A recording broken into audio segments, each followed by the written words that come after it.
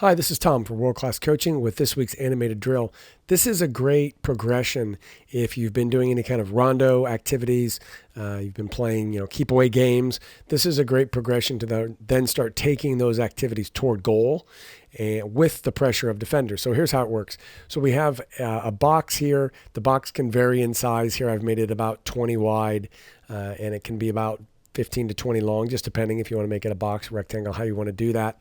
You can make it a little bit narrower for more advanced teams. I've made it quite big, really, relative to the number of players here. So we've got 6 players here versus 2 defenders. Then we have 2 defenders at the top of the box, 2 defenders resting by the goal. They're out of bounds, they're out of play. Then you'll probably have, just depending on the size of your team, and obviously got a goalkeeper in goal, you'll probably have some extra players, depending on the number you have at training that day.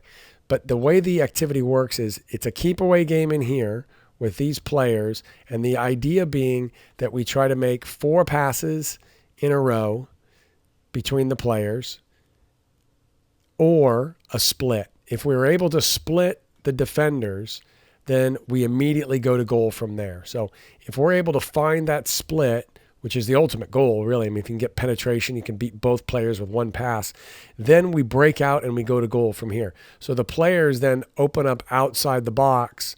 And a big emphasis for me here is not just having the players run forward, but make sure they're supporting the ball.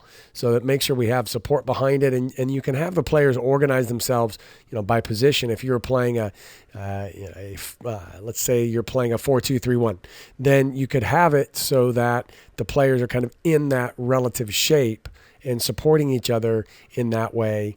If this player had the ball here and you get a player making a forward run, and then these players are supporting behind, so you kind of end up with that 2-3-1 formation. You can let it go and just let the players be creative within the shape as well. So if the ball comes out wide to this player, then we'd want this player to run and support and obviously face that direction and make the run that way. So we're attacking the goal. These players can recover and try to help their teammates at the edge of the box defend. These players can obviously then pressure the ball and do whatever they need to do to win the ball. I always think it's a good idea to have a counter option. So if the team defending wins the ball, their goal is to get the ball back to me however they can. So they support each other and they move for each other and they try to get the ball back to me. That allows the team that was in possession to try to win it back and go to goal again.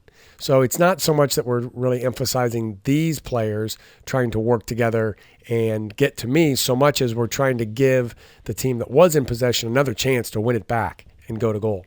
If the defending team wins it, if the ball goes out of play, if the shot is saved by the goalkeeper, then everything starts back here and we come back into this area. And the way I do it is as these players break out, then I want the players who are resting to take up a new spot. So they'll come into the box here and they'll take up areas inside that box. So now when this activity is done, this round is done, then these players, the first 3 can come back in the box and join the game. The next 3 players, the remaining 3 players, have to come back here and they're resting. Now we rotate these players as well. The players that were in the box go and rest. The players that were at the top of the arc come in the box. The players that were resting are at the top of the arc. And we'll do this 6 times. So these defenders have 6 attacks to defend. If these players can win the ball here, get it to me, then that kills that attack and that ends that attack. So now we rotate, and that's one less opportunity these players have to score. So you could do this as a competitive activity where it's the attackers versus the defenders. The emphasis being on the attackers trying to work together to score the goal, but putting some pressure on them by giving them motivated defenders always makes the game more realistic. So it's just, that's the way the game functions. It's an opportunity to talk with these players about attacking at speed after possession. It's an opportunity to talk about opening up and supporting the ball, making positive runs for the ball while still keeping a supporting player if you need to start over. If you really want to emphasize the speed attacking part of this, you could give the attacking team a set amount of time to score.